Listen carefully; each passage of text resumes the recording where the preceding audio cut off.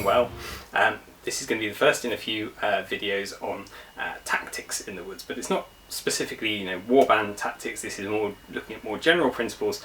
So we're going to look at shooting things in the woods, we're going to look at grappling with things in the woods, we're going to look at relational actions, and we're going to look at, through the course of those, the use of instinctive behaviour or instinctive reactions, which are a fundamental part of the rule set.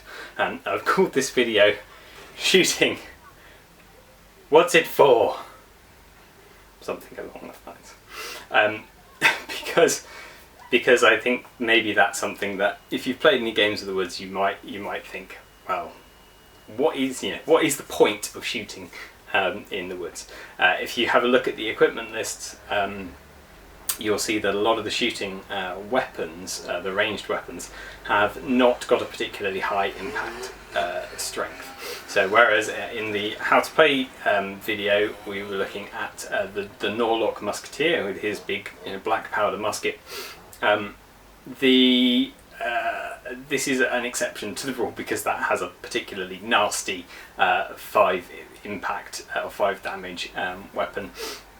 That's a massive exception. Most of the ranged weapons are hitting with an impact 1 or an impact 2. They're very low damage weapons, and there is a reason for this.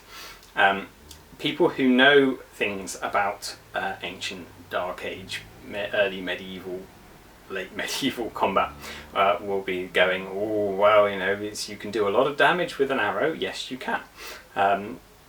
And we also need to think things like David and Goliath is not entirely myth. You can do a lot of damage with a single slingshot if you know what you're doing, and that's really the fundamental point.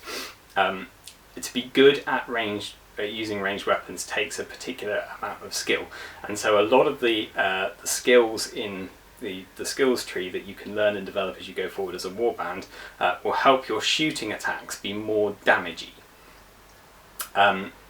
Which obviously, that's helpful. That's very, very helpful.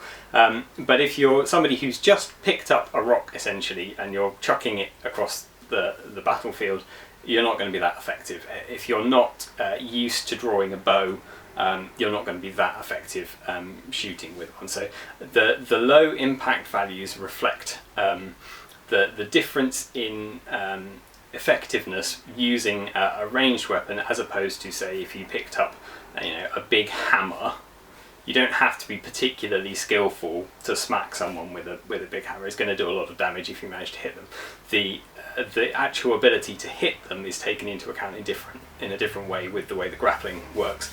But because of the way that shooting works, we have to take into account the low skill with the low impact value. So shooting is first and foremost not about killing things in the woods. What you do when you shoot at something is you force it to react, because if you can see you shooting at it, it's going to maybe react before you take the shot. But even if it can't see you, the moment something whistles past, even if it doesn't hit, if it whistles past them, they're going to flinch, they're going to duck, they're going to react in some way, or at the very least look for where the shot came from and see if they're still in danger. So that's what shooting really does, is it forces your opponent's models to take instinctive reactions. So if you can fire a lot at a single model, you're really keeping it pinned down, you're stopping it from having enough stamina to do anything else. And eventually, if you whittle its stamina down enough with enough shots, then it's going to have to end up falling prone, and then it's going to take another turn to get up next time, and you're really sort of tiring a model out and stopping it from being effective in any ways by shooting. So that's something that shooting is particularly important for in the woods. If you have a very ranged heavy warband, like Tuatha warbands, they're all going to be carrying slings with options to upgrade to bows. So they're always going to have some missile capability, and you may very well be able to gang up on a single model that is about to achieve an objective and be able to take them out with enough endurance from the hits. But really, suppressive fire, even for a warband like that, suppressive fire is is what shooting attacks are really good for. The other thing that they do is they force you to move. So if you're hit by a ranged attack, you have to move an inch away from the shooter. And you can use this to force models to move into different positions, either so that they're far enough away that they can't get a charge in, or they're far enough away that they can't get to an objective within a turn, or you can position them so that they're closer to you, so that if you get a chance to activate before they refresh, not only have you knocked their stamina down, but you've knocked them into a position where you can get into a grapple with them with a grapply character. They're already weakened, they're already distracted, and that grapple will go much better for you. So the positioning is also is an important factor.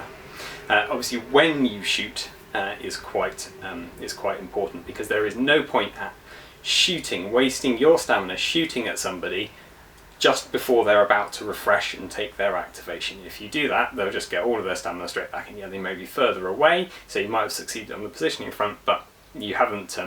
You're not going to have really dented their ability to do anything.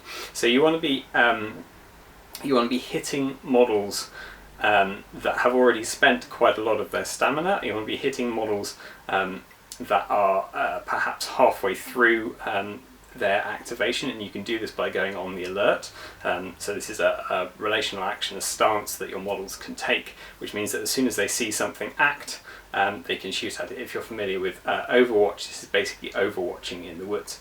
So you can have a couple of sentinels with ranged weapons watching for a model, and when it's finished taking its first lot of movement, then perhaps you can fire at it. It might not be able to have enough movement to do the next thing that it wanted, and so you're kind of whittling down its stamina within the activation of that model itself.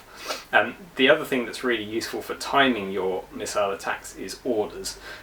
So if you are going to have ranged models, you probably want them fairly well spread out, so that they're not going to be prone to multiple grappling, but not so far apart that they can't support each other.